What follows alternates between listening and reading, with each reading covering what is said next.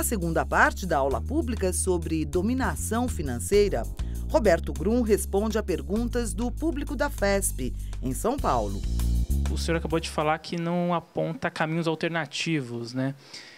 Mas você identificou no seu estudo alguma, sei lá, fonte de resistência ao mercado financeiro dentro da sociedade, que alguma instituição que consiga resistir a essa financiarização da vida? Um homem político sensível no Brasil vai tentar melhorar rapidamente a vida dos mais pobres brasileiros. Faz muita diferença na vida de milhões de pessoas. Como você pode fazer isso? Quais são os caminhos que você pode adotar? Eu, sinceramente, olhando, né, essa é uma pergunta, a sua pergunta, evidentemente, é uma pergunta que qualquer pessoa sensível se faria, ok?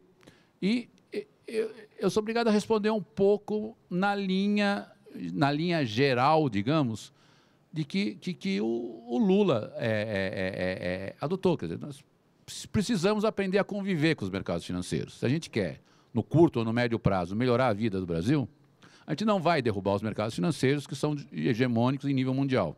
Nós precisamos arrumar um jeito de conviver com os mercados financeiros que aumente um pouco a janela de oportunidades para a gente promover políticas sociais, políticas educacionais que, no curto prazo, aliviem a vida, tornem um pouquinho menos ruim a vida dos mais pobres e, no médio prazo, contribuam para alterar os equilíbrios sociais da sociedade brasileira.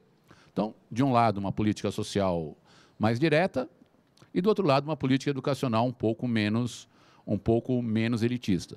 Ok? Mais ou menos foi isso que, pelo menos na sua fase, na sua fase, digamos, ascendente, os governos petistas fizeram. Ok? Tentaram conviver com os mercados financeiros, justamente a partir dessa ligação que eles já tinham com os mercados financeiros através dos administradores dos fundos de pensão. Ok? Mas o que é interessante ou triste é que esse convívio não é um convívio que dure muito.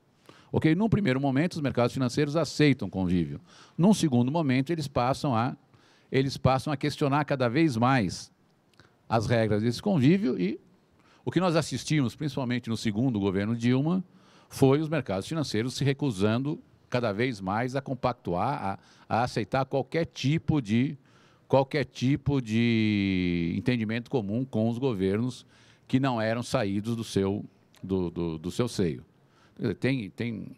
É muito difícil, é praticamente impossível você imaginar que no mundo atual a gente consiga sair desse círculo. Em que medida essa dominação financeira, como que ela consegue impor essa lógica em diferentes países e globalmente, mesmo em momentos de crise como a que a gente está vivendo, ou seja, não parece surgir nenhuma alternativa. Inclusive, ela parece ser até mais forte nos momentos de crise. E eu queria um pouco pensar essa situação. Os períodos de crise financeira são períodos também de crise moral.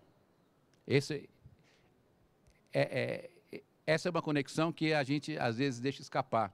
Justamente é um dos motivos pelos quais eu insisto que a dominação financeira é uma dominação cultural. Ok? O que quer dizer isso? O que quer dizer que é uma crise moral? A gente pensa que a sociedade é culpada pela crise. A sociedade é culpada pela crise por quê? Porque a sociedade, tipicamente, no caso brasileiro, a principal moralidade que foi conspurcada, que foi violentada, é a ideia de inflação. No Brasil, inflação é visto como uma forma da sociedade brincar com a natureza, da sociedade brasileira provocar a natureza.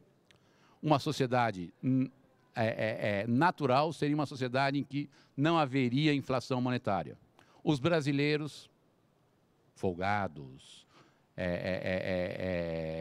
pouco previdentes, enfim, toda essa, entre aspas, essa escatologia que nós estamos acostumados a falar e ouvir sobre o Brasil, acaba interferindo sobre nosso julgamento de nós mesmos, produzindo uma espécie de um pessimismo estrutural sobre as possibilidades, nossas pessoais e do Brasil como um país.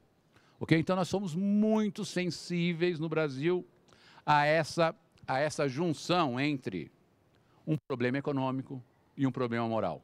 Um problema econômico no Brasil, rapidamente, por causa desse pessimismo estrutural, que perpassa o pensamento social brasileiro, mas não só o pensamento social erudito, mas também, digamos, o pensamento cotidiano brasileiro.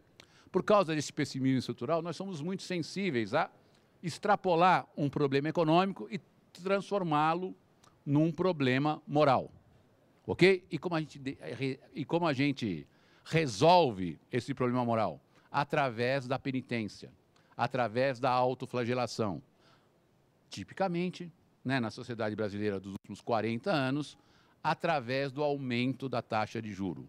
O aumento da taxa de juro faz qualquer gasto que a gente queira fazer, qualquer consumo que a gente queira, em que a gente queira incorrer, para o qual nós ainda não temos o dinheiro ou os recursos necessários, vai custar muito mais caro do que custaria se a gente, primeiro, como pessoas previdentes, que nós brasileiros deveríamos ser, mas não somos, ok? Se nós fôssemos previdentes, a gente juntaria o dinheiro primeiro e depois gastaríamos. Mas não, nós preferimos comprar a prestação, ok? Quando a gente compra a prestação, brasileiros que somos, vagabundos que somos, nós pagamos a mais. As enormes taxas de juros da sociedade brasileira, elas têm um componente moral, ok? A dominação financeira trabalha muito em cima desse componente moral, ok? Ela funciona muito a partir dessa ideia de que quem é sério aperta o cinto, quem não é sério paga pela sua falta de seriedade. E paga como? Paga diminuindo as suas expectativas de vida econômica, de vida feliz, etc, etc, etc. Tem esse componente moral. Sem o componente moral, nós não entendemos a dominação financeira.